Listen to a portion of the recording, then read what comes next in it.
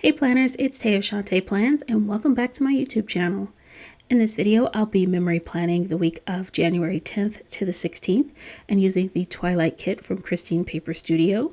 As I was editing, I did accidentally delete a little bit of the beginning footage, so we have jumped right into my date cover deco. I actually just deleted the part of me showing you the kit and then doing the bottom washi.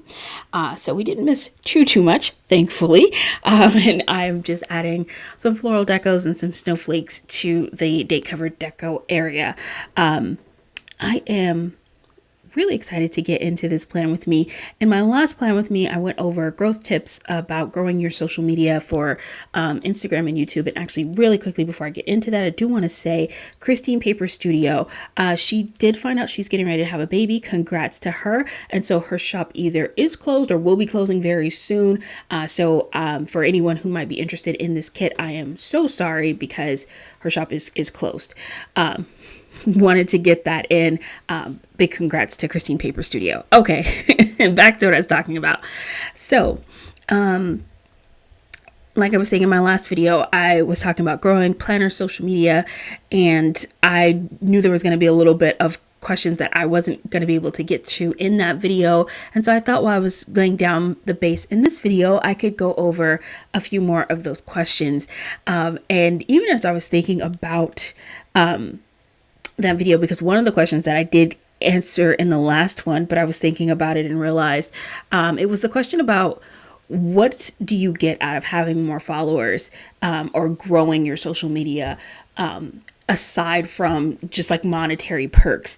And one of the ones that really stuck out for me when I first started getting into planner videos and finding people who did plan with me videos, I remembered that thrill of when I found like my favorite person who made plan with me videos, and the way that it feels when certain people upload their videos and you're just excited to watch and see what they've created, and they inspire you so much. And it's what that feeling of, doesn't matter what else is going on or what else is happening. It's like they upload a video and you're like, okay, drop everything. We're running to YouTube. I'm excited. Something great has happened. I have to see this video. And I remember starting my YouTube channel and that secret hope and wondering, I wonder if anyone will ever feel that way about my content, where it's something where they're just like, I'm looking forward to seeing what she puts out, what her next plan with me video is going to be. And I remember when that started happening because it was such a big deal for me. And even like I said in the last video, that question is so individual to each person as you're growing your social media platforms for the planner community. What's going to matter to you is definitely going to be different than what was special and what mattered to me. And I love that question so much because it really gets to the heart of if you're building a community, if you're taking the time to connect with other people in the planner community, what are you doing it for? What are you hoping to get out of it?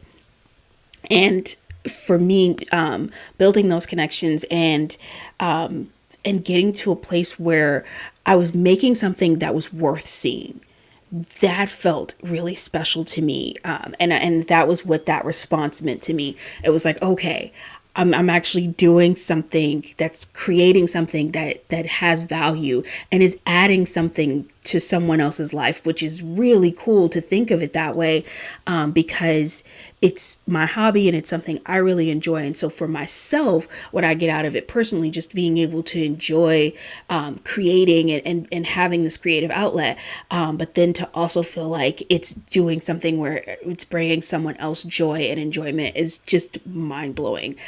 So that was my answer to that question. And there was another question that such a fantastic question, and this one is from Catherine K. Ching, and she asked, do you need to be spending for planner supplies or stickers all the time? And I really like that question, particularly as it pertains to growing your planner Instagram or YouTube, because when you're trying to do that, don't think that you need to be spending all the time, but I do think you need to then become very strategic with the way that you are spending money on your planner supplies. Because if you're trying to grow, then what you absolutely want is to be on trend or creating trends, because if from a growth standpoint, if you're in that mindset, you want to have, it's very easy to want to have the latest of whatever is popular in the planner community, be it we're layering circles or we're layering mandalas or tacos or garlands, whatever the latest thing is. And trends are always changing, which is what is so cool and makes everything interesting. But it can feel like, okay, this is a lot to keep up with, but you don't have to feel too much pressure. For me, I feel like the best way to approach shopping in the planner community is to do so seasonally. I feel like it's a lot less overwhelming, and it doesn't make you feel like you're trying to take on too much at a time. And when you focus in seasonally, you're only taking in like 3 months at a time, and then it becomes a little bit more manageable to think about, okay, how am I going to make sure I get all the stickers that I need to take care of spreads for just a couple of months? And that's a lot less overwhelming than trying to build a collection, which can be difficult when you're in the very beginning of building your planner collection.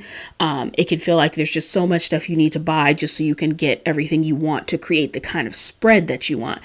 So if you're new to the planner community, pace yourself. Take your time as you're building your collection, and let it be something that happens gradually, because we all make shopping mistakes and I don't even know if you could call it mistakes, but it's just a fact of everyone who's been in the planner community for a while can tell you we've all bought stickers that we've never ever used, because trends change, our taste changes and develops as our style, as our planning style develops. So you don't want to put yourself in a position where you're buying so much stuff that it feels like all I'm doing is spending. Now, if you're somebody who just likes spending and that part of it is part of your enjoyment of this hobby, girl, do your thing. Buy all the stickers. By all means, because trust me, I love to shop for stickers. It is just as much a thrill as using the stickers. And it's funny, I was talking to a friend of mine, Lauren of Plan Most Plan, and Rachel of Gather Plans, and we were talking about just the different perspectives, and I was telling them I don't get it, I don't understand, and they were explaining to me, no, some people like collecting sticker kits as much as they enjoy using them. And so if you're in a collecting mindset, that's a totally different thing. Buy all the stickers. But if you're shopping with the strategy of growth, one of the things that you want to do as a strategy is make sure you're diversifying who you're shopping from. And that's important because every shop has an audience. And so if you're using, for example, one shop for kits for every single week in the month, that's great. As you're sharing that on your social media and tagging that shop, you're putting yourself in front of that shop's audience, but you're not putting yourself in front of the audience of other potential shops. In the same way that, say, for example, you have a shop and they may have a Instagram account, but they also have a Facebook group. And this is an area where if you're diversifying yourself and trying out a bunch of different shops, you give yourself a strategic advantage because you put yourself in a position where you then can share yourself and be in control of the sharing, because sharing is key to growth because it's key to exposure. The goal is to get as many eyes on your spreads as possible so that people can see your work and see what you create and go, oh, wow, that's really cool. Want to see more from this person. So that's the goal with your growth. And so say, for example, you're using a kit from a shop and they happen to have a Facebook page. Well, you can tag them on Instagram, and then you can also go to their Facebook page and share pictures of your spread in their Facebook group. And I say that because with Facebook, there's a large planner community on Facebook, number one, and not everyone who's on Facebook is on Instagram. But you don't need you don't need an account to watch YouTube. There are a lot of people who, you can post pictures of your spread on a Facebook group, put a link to your YouTube video if you make Plan With Me videos, and they could go directly from Facebook to watching your Plan With Me video on YouTube. and you can catch people's attention in a way that they might not have seen you otherwise, because not everyone in the planner community is on Instagram, and then with the algorithms for Instagram and the way things go, trying to make sure you pop up in someone's feed on Instagram can be a little bit of a challenge, but sometimes it can be a little bit easier to catch them if they're an active part of a Facebook group. So definitely a good strategic way to send traffic to your YouTube channel.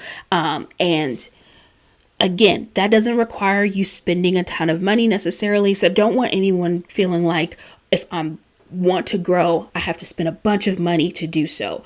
I don't feel like that's necessarily the case. I do feel like you are, of course, going to need to make sure you have the supplies that you need to plan. You're going to need your sticker kits and deco and add-ons and embellishments of that sort, so that you can create a spread that truly expresses how you want to be creative in your planner. But it doesn't mean that you just have to constantly be spending a bunch of money.